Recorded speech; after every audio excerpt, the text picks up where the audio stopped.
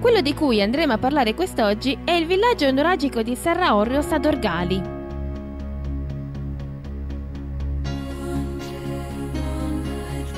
Scoperta tra il 1933 e il 1936, l'area di Serra Orrios venne scavata dal professor Doro Levi attraverso 3 successive fasi, dando alla luce circa 75 ambienti, 2 megara e una tomba dei giganti.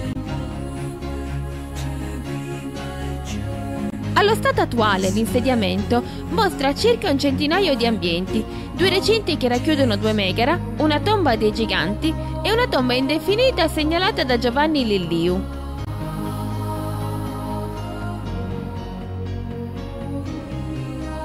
Le strutture evidenziate dalle ricerche si presentano prevalentemente circolari, ma non sono da considerarsi tutte quante capanne singole.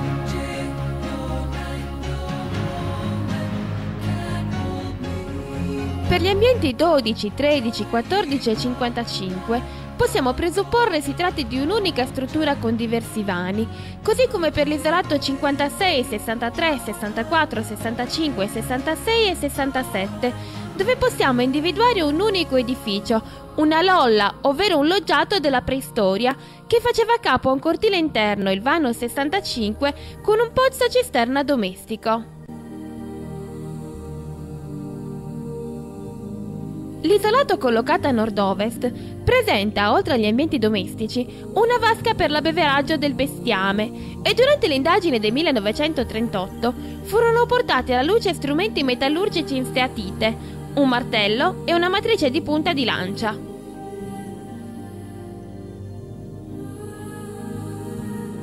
Un altro isolato ancora, l'isolato B, mostrò la presenza di un'ascia a margini rialzati.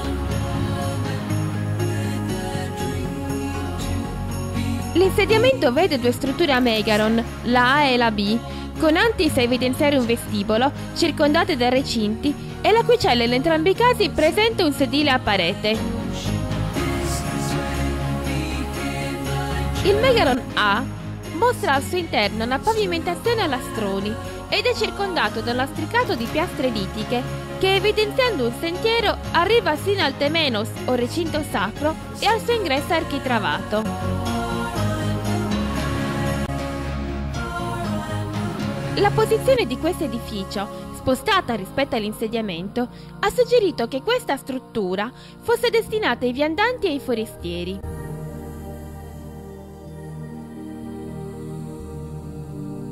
Il megaron B, di dimensioni maggiori, era chiuso in un temenos più piccolo rispetto a quello A e il profilo concavo convesso del suo recinto vede diversi ingressi. Il vestibolo del megaron B sembra coronato da un sedile. L'ingresso mostra un architrave ad arco, collocato però in tale posizione con grossi margini di dubbio. La cella è marginata da un sedile e mostra un pavimento reso in lastre. Le dimensioni di questa struttura hanno suggerito che fosse destinata alla fruizione da parte degli abitanti del borgo.